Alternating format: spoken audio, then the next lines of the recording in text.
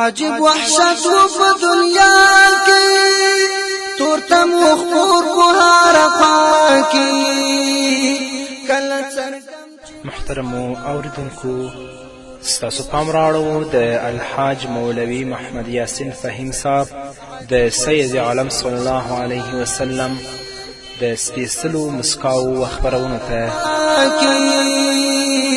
کله څرګند چې مصطفی شو ټول جهان شو. بسم الله الرحمن الرحيم. الحمد لله رب العالمين حمد الشاكرين. الصلاة والسلام على سيد الأنبياء والمرسلين سيدنا ونبينا وشفيعنا ومولانا محمد وعلى آله وأصحابه الطيبين الطاهرين. قدرمن اوریدونکو د ژوند د لارې د خپرونې مینوالو السلام علیکم ورحمت الله وبرکاته. ستاسو روغتیا او خوشحالي د پاک رب نه غواړم په دې هیله چې د صحت او عافیت جامې پر تن ولرئ او خوشحالي مو په برخه وي. دا دی زه محمد یاسین فهیم د ژوند د لارې د خپرونې په وړاندې کولو کې ستاسو په خدمت کې یم. زموږ د نن ورځې د خپرونې موضوع بیا هم د خوش پیغمبر خوږې مسکاوې. رسول اکرم صلی الله علیه وسلم کله چې د حضرت طلحه رضی الله تعالی عنه نه خبره اوري نو رسول الله په هغې باندې مسکی کیږي او په مبارکو شونډو باندې مسکا خپریږي، مبارک غاښونه یې لکه واورې غوندې سپین ځلیږي. حضرت حسین رضی الله تعالی عنه فرمایي چې حضرت طلحه رضی الله تعالی عنه به چې کله هم د رسول الله صلی الله علیه وسلم سره مخامخ کیدلو نو رسول الله ته به د اطاعت او فرمانبرداري سر ښکته کوه، رسول الله سره به معانقه کوله. په یوه موقع باندې حضرت طلحه رضی الله تعالی عنه رسول الله صلی الله علیه وسلم ته وړاندیز وکړه چې یا رسول الله تاسې ما ته هر حکم هم وکړئ، زه به په سر سترګو منم. رسول الله صلی الله علیه وسلم چې د ده منونکې خبره واورېده نو ویې او مبارک غاښونه یې له مسکا سپین وبرېښېدل. طلحه رضی الله تعالی عنه لا تر دې دمه ځوان و. د ده په دې خبره رسول الله صلی الله علیه وسلم طلحه رضی الله تعالی عنه ته حکم وکړ چې لاړ شه او خپل پلار دې ووژنه. طلحه رضی الله تعالی عنه چې دا خبره واورېده سمدلاسه پاڅېده او د کور په لورې روان شو چې د رسول الله صلی الله علیه وسلم حکم پر ځای کړي. رسول الله صلی الله علیه وسلم چې د ده دا کار ولید نو سمدلاسه یې بیرته راوغوښت او ورته ویې فرمایل زه د خپل ولي غوڅولو لپاره نه یم راغلی بلکې زه الله رب العزت خپل ولي او ریښو مضبوطولو لپاره رالیږلی یم. دا زما له لورې پر تا باندې یوه آزموینه او امتحان و. د ژوند په وروستیو شیبو کې چې طلحه بن برا رضی الله تعالی عنه ناروغ شه نو رسول الله صلی الله علیه وسلم یې پوښتنې ته تشریف یووړ او رسول الله وفرمایل ښایي چې طلحه رضی الله تعالی عنه مرګ ته نږدې شوی وي، تاسې خلک ما د ده له مرګ څخه خبر کړئ چې زه یې جنازه ادا کړم. خو طلحه رضی الله تعالی عنه د مرګ پر وخت خلکو ته وصیت کړی و چې هر کله زه مړ شم نو ما سمدلاسه ښخ کړئ او د خپل رب سره مې ژر ملاقات په برخه کړئ. نبی کریم صلی الله علیه وسلم ته زما د مړینې خبر مه ورکوئ ځکه چې د ده د راتګ په لاره کې یهودیان اوسیږي، داسې نه چې زما له امله رسول الله صلی الله علیه وسلم ته کوم زیان ورسیږي. تر دې چې رسول الله صلی الله علیه وسلم ته د حضرت طلحه رضی الله تعالی عنه د مرګ خبر سهار پر وخت ترلاسه شو. حال دا چې د طلحه رضی الله تعالی عنه کفن او دفن د شپې پر وخت ترسره شوی و. نو رسول الله صلی الله علیه وسلم قبر ته تشریف راوړ او په ولاړې دا دعا وفرمای ای الله طلحه ته په داسې وخت کې خپل ملاقات ور په برخه کړه چې هغه ستا په لورې ګوري او خاندي خوشحاله وي او تاسې د هغه لورې ته ورګورئ او خاندئ او خوشحاله یاست.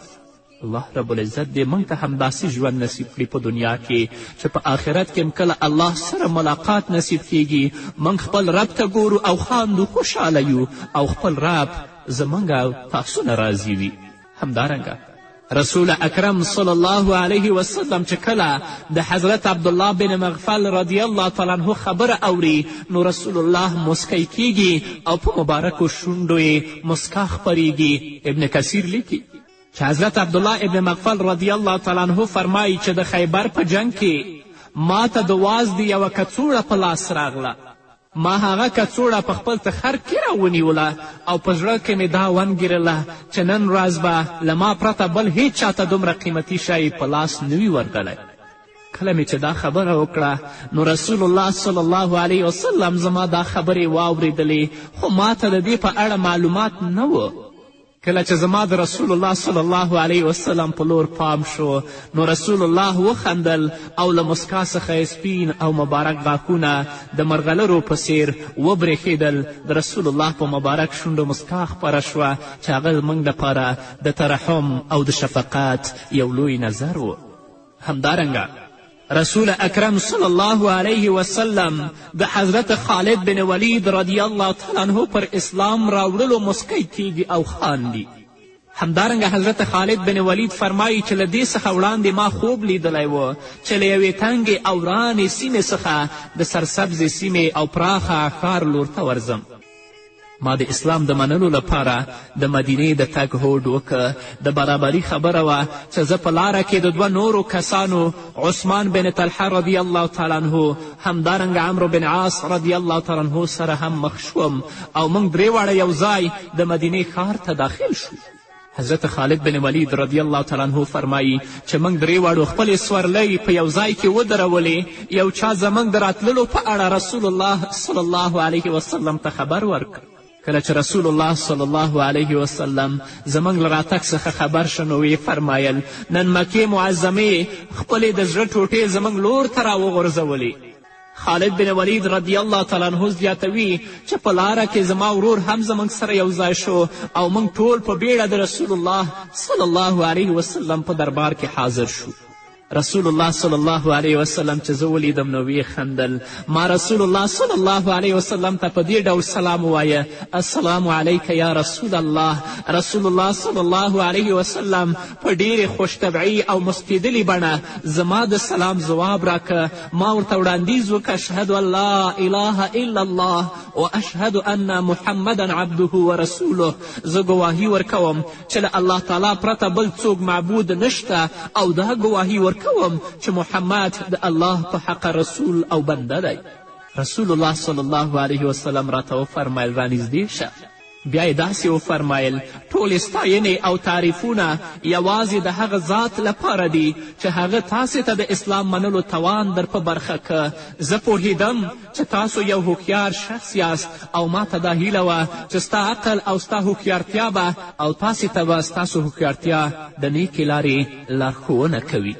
نو کله چې رسول اکرم صلی الله علیه وسلم د حضرت خالد بن ولید رضی الله تعالی عنه نه دا خبره اوري چې السلام علیک یا رسول الله، رسول الله صلی الله علیه وسلم ډیر په خوشطبعي او مسکېدلې بڼه حضرت خالد بن ولید رضی الله تعالی عنه ته ځواب ورکوي چې د رسول الله هغه خندا او هغه مسکا په هغو باندې دومره اثر اچوي چې هغوی ټول د اسلام په مقدس دین باندې مشرف کیږي. همدارنګه رسول اکرم صلی الله علیه وسلم د عدی بن حاتم رضی الله تعالی عنه پر اسلام راوړلو مسکی کیږي او خاندي. د ترمذي حدیث ده. هغه فرمایي چې حضرت عدی بن حاتم رضی الله تعالی عنه فرمایي چې زه د رسول الله صلی الله علیه وسلم په خدمت کې حاضر شوم. رسول اکرم صلی الله علیه وسلم په دې وخت کې په مسجد نبوي کې تشریف درلود. خلکو چې زه ولیدم نو ویل دا عدی دی. عدی رضی الله تعالی عنه زیاتوي چې زه د رسول الله صلی الله علیه وسلم په دربار کې په ناڅاپي ډول پرته له کوم خبر راننوتم. زما سره کوم امن لیک هم نه و. کله چې خلکو زه د رسول الله صلی الله علیه وسلم په خدمت کې وړاندې کړم نو رسول الله صلی الله علیه وسلم زما لاس ونیوه. عدی رضی الله تعالی عنه فرمایي له دې څخه وړاندې ما ته دا خبر ترلاسه شوی و چې رسول الله صلی الله علیه وسلم فرمایلی و ما ته امید دی چې الله رب العزت به یوه ورځ د عدی لاس زما په لاس کې راکوي. عدي رضی الله تعالی عنه فرمایي رسول الله صلی الله علیه وسلم چې زه ولیدم سمدلاسه پاڅېده. په همدې وخت کې یوه میرمن راغله چې په غېږ کې ورسره یو کوچنی زوی و. هغې وړاندیز وکړي ای د الله رسوله زه له تاسې سره ډېر ضرور کار لرم. د میرمنې د خبرې په اورېدلو رسول الله صلی الله علیه وسلم د هغې میرمنې سره د باندې ووت او د هغې اړتیا یې ورپوره کړه. لږ ځنډ وروسته یې بېرته تشریف راوړه او بیا یې زما لاس په خپل لاس کې ټینګ ونیوه او له ځان سره یې کور ته بوتلم. یوې وینځې د ناستې لپاره یوه بستره وغوړوله. رسول الله په هغې بسترې کېناست او زه هم ورسره په بستره او په توشک باندې مخامخ کېناستم. رسول الله صلی الله علیه وسلم تر ټولو وړاندې د الله رب العزت حمد او ثنا بیان کړه او بیا یې وفرمیل ای عدي کوم شی د اسلام پر منلو او یوازې د یو الله رب العزت له معبود ګڼلو څخه منع کوي؟ آیا له الله تعالی څخه پرته بل معبود شته؟ عدي بن حاتم رضی الله تعالی عنه فرمایي ما رسول الله ته ځواب ورکړ نه له الله تعالی پرته بل معبود نشته چې موږ د هغې عبادت وکړو. عدي بن حاتم فرمایي بیا مو تر ډیره سره خبرې اترې وکړې. له دې وروسته راته رسول الله صلی الله علیه وسلم وفرمیل آیا ته د الله اکبر له ویلو څخه تښتې؟ آیا ستا په پوهه کې له الله تعالی څخه پرته بل لوی شی شته دی؟ ما ځواب ورکړ نه د الله رسوله د الله اکبر له ویلو څخه هم نه تښتم او زما په پوهه کې له الله رب العزت څخه پرته بل لوی شی هم نشته دی. رسول الله صلی الله علیه وسلم بیا وفرمایل په یهودیانو د الله تعالی قهر نازل شه او عیسویان تر ټولو ستر ګمراهان دي.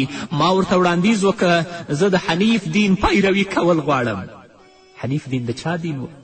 د ابراهیم علیه الصلاة وسلام د محمد رسول الله دین چې هغه د باطل نه مایل و حق طرف ته. عدي رضی الله تعالی عنه فرمایي کله چې ما دا خبره وکړه ما ولیدل چې د دې خبرې په اورېدو د رسول الله صلی الله علیه وسلم مبارک مخ له خوشحالي او مسکا څخه د برېښنا په څیر وځلید او له هغې وروسته یې زه د یو انصاري سره میلمه کړم او د اسلام په مقدس دین باندې مشرف شوم. دا د رسول الله صلی الله علیه وسلم اخلاق ول. دا د رسول الله صلی الله علیه وسلم مسکا وه چې د هغه مسکا به په چا پرېوتله بیا به د هغه غلام جوړېده. یا الله خپل دیدار او د محمد رسول الله صلی الله علیه وسلم دیدار زموږ په نصیب که چې هغه موږ ته په مسکی شي او موږ د هغه د نظر د رحمت او شفقت لاندې ژوند تیر کړو.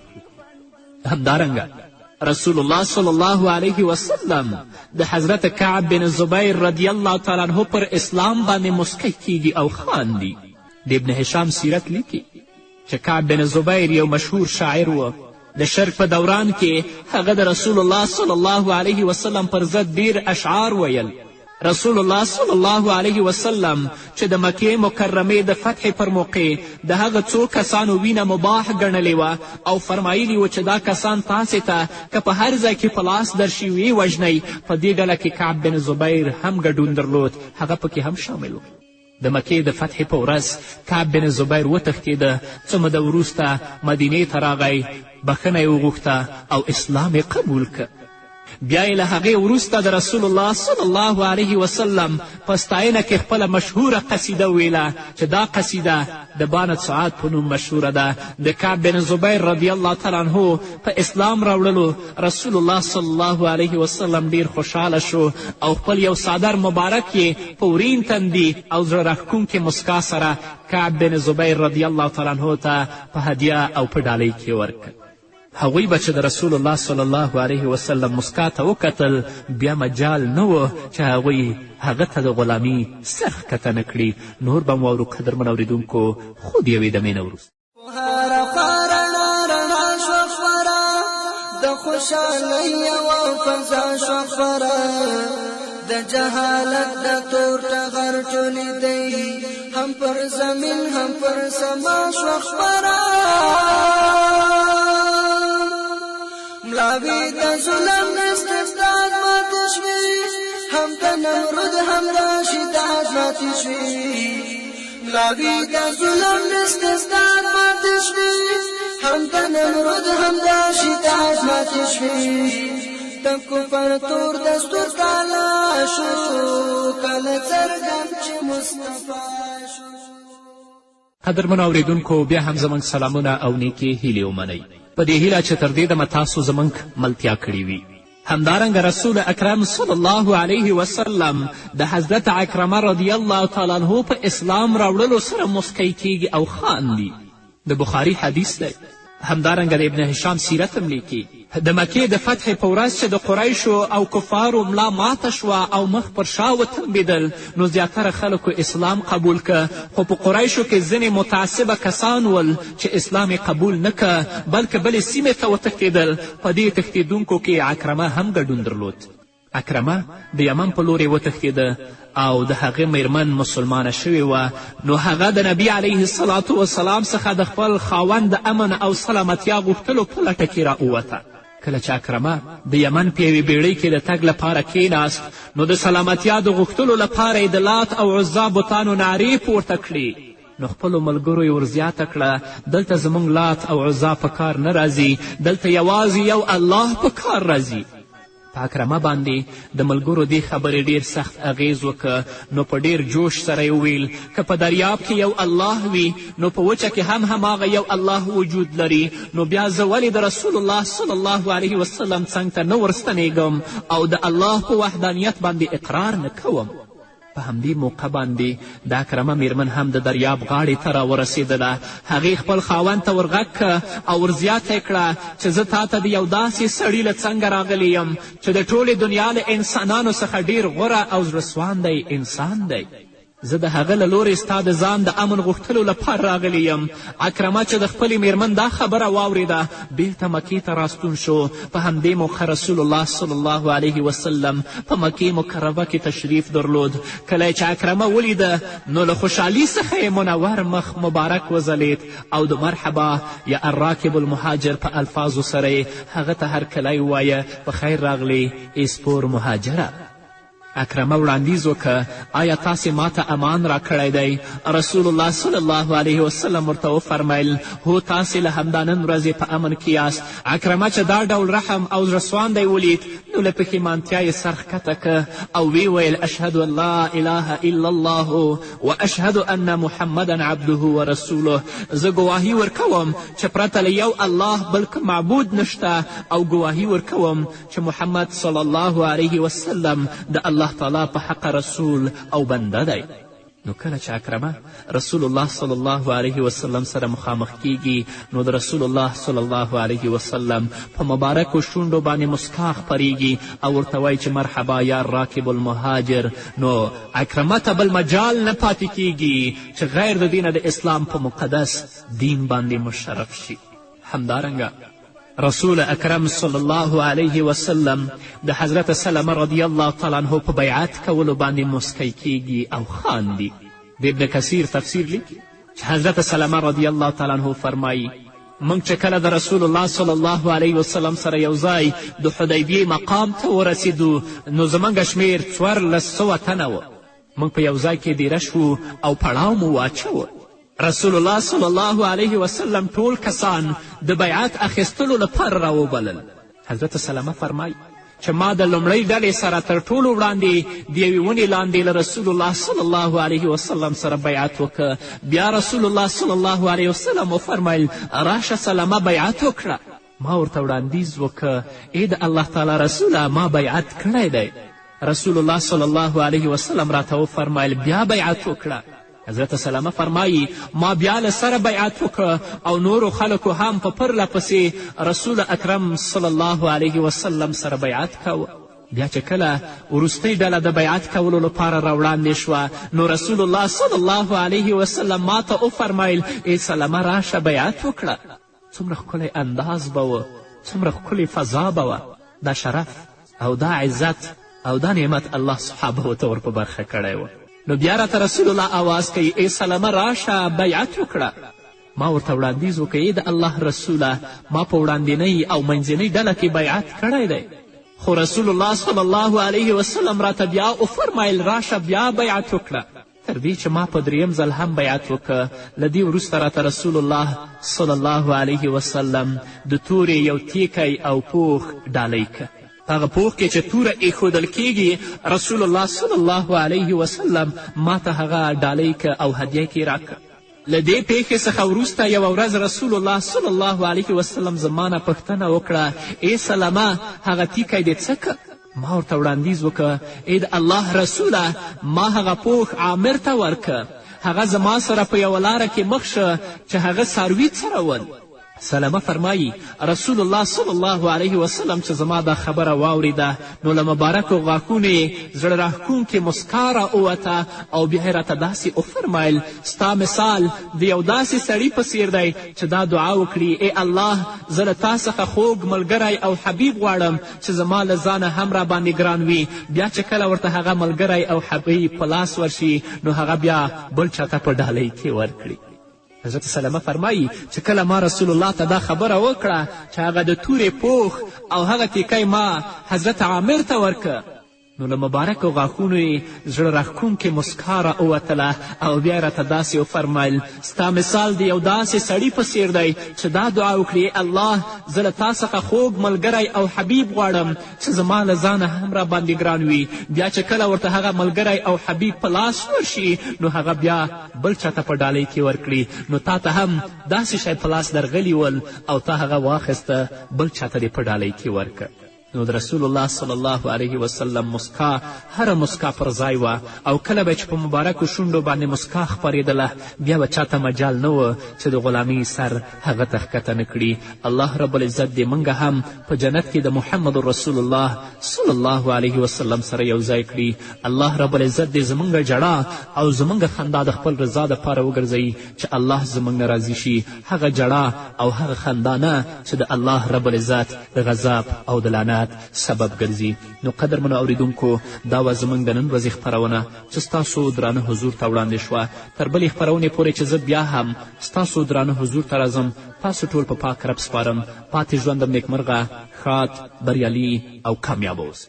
خلاص شو د تورو تاریکونه انسان د مستبدو د ظلمونه انسان شورا ژوندی لاندې تر پښو انسانیت هم د ژوندو د ښخېدونه انسان چې محمد آخر زمان شو پیدا نور د الله عظیم شان شو پیدا چې محمد آخر زمان شو پیدا نور د الله عظیم شان شو پیدا روخان المربو استوا شو کله څرګند چې مصطفی شو عجیب وحشت و